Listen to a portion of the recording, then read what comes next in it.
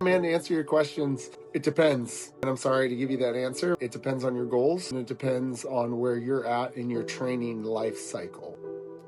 You've lost a lot of weight. You've been training for a while, not your entire life. Your training age is actually relatively short compared to somebody who's been weightlifting and training their entire life and has never gained weight or done anything like that. Their training age is relatively long. Because yours is so short, what you're really trying to do right now is build a really solid foundation. And that comes through variance. The more you vary the things that you're doing day to day with like a weekly kind of progression to that, which it sounds like you're kind of doing, the stronger and better balanced your muscles will become. Over time, after you have a solid base of variance, meaning basically you've done almost every exercise that you can imagine inside of the gym and hit almost every single machine that you can. And there's certain reps and sets that will allow for more hypertrophy or larger muscle tissue. There's certain reps and sets that will help the person gain more strength within that muscle tissue. It's not necessarily making the muscle larger, it's making the muscle stronger. There's sets and reps that you can do that will make the muscle more enduring or have more endurance or more stamina or more explosiveness. What you want to do is actually kind of all of that at first. And for the first few years, you really want to vary it as much as you can. Look up West Side Barbell Conjugate Method.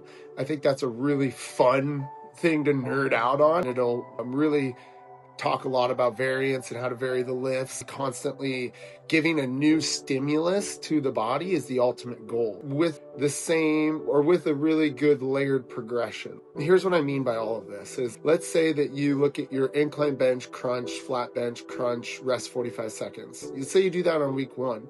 On week 2, do something similar, but vary it. Meaning instead of incline bench with dumbbells, maybe you do it with a barbell. And then the next week, instead of a barbell dumbbells, you do dumbbells lighter with bands attached to the dumbbells and to the floor. So you're getting increasing tension as you go up. And then maybe the next week you use chains to increase the tension as you go up. And then maybe the next week you do eccentrics on it instead of concentrics. And the next week maybe you do flies or something like that. You're still hitting the same muscle group. You're still doing pretty much the same movement pattern in a sense. You're varying that as much as you possibly can until you've done all of those things with as much consistency as is needed to start to feel like you can do these movements without having to think about them. And that means that these have become more muscle memory for you.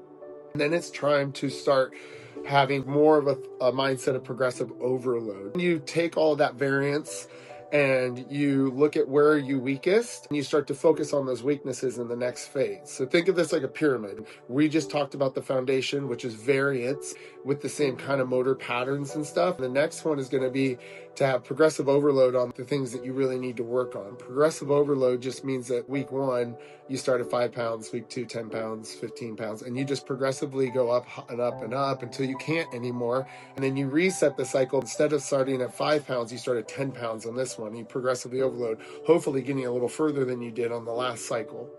Once you get through that, then you kind of go back to the variance phase again. It's more of a way to find more weaknesses. We're like, let's have some fun again. Let's do all these things. What you should be looking for while you're doing that are imbalances within the movement. For example, your bench press seesaws that you do where you bring one down and then you bring the other one up, you'd really be able to feel an imbalance in a right press compared to a left, right? My left arm is so much weaker than my right.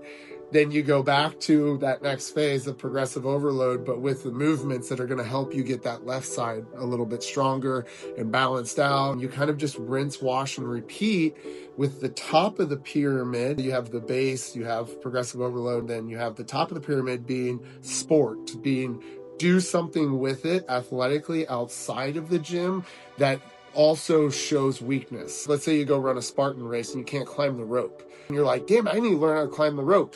You go back to the variance phase, you work on a bunch of stuff with grip strength and rope climbs and all those things. And then you progressively overload it, and then you retest it within the environment that you found that weakness, which is another Spartan race. Let's say you decide you want to do a triathlon. You go do a sprint triathlon, you see where your weakness is, and it was on the swim. We go back to the variance stage. We do all of the things to vary swimming and all the stuff we could do with swimming, which isn't just in the pool. It's also like weight training with things to get the shoulders stronger and the upper back and the lats stronger. And you progressively overload it, and then you test it again at another triathlon. You see how you did.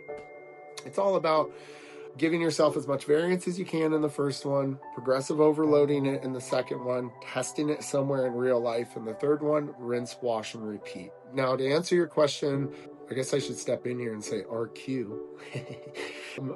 To answer your question about rest, which one is better? I kind of already answered it. Just to give you an answer, they're both great right now at this phase. The one thing I would say is, you said you worked out 6 days in a row. Don't work out more than 3 days in a row, and then put in an active rest day, because I know you want to keep moving and stuff. What that means is, like, get on a bike, a treadmill, walk, jog, bike, foam roll, mobility, yoga, stretching. Keep it to nasal breathing only. If you're on the treadmill and you start to want to open your mouth because you're like, you're starting to create waste inside of the body. What that is like your carbon dioxide has overtaken your oxygen within the bloodstream. So you open your mouth to get rid of the excess carbon dioxide and bring yourself back into alkalinity or balance in the blood. And you don't want that to happen on rest days. You want to keep the mouth closed and keep your workouts at a pace that allows you to keep your mouth closed, while working on breaking up some of the maybe trigger points that you're feeling in some areas that might prevent range of motion, for example, which would prevent you getting full muscle tension in something like a bench press because your shoulders are so tight because you sit at your desk all day. We're going to do some shoulder opening stretches and some mobility and foam rolling on that tissue. We're going to open that stuff up. We're going to do some yoga poses and get into the warrior poses and all of the trees and everything that really help balance out our tissues and our fascia, bring our nervous system back into alignment. We're going to hit it again for another, honestly, it'd be 2 days is what I suggest people do, with then another rest day, because that usually fits really well in people's weekly schedules. So you go like Monday, Tuesday, Wednesday, rest Thursday, Friday, Saturday, rest Sunday, for example. Or you go Monday, Tuesday, rest Wednesday, Thursday, Friday, Saturday, rest Sunday. Whatever you need to do, no more than 3 days before you take a rest day.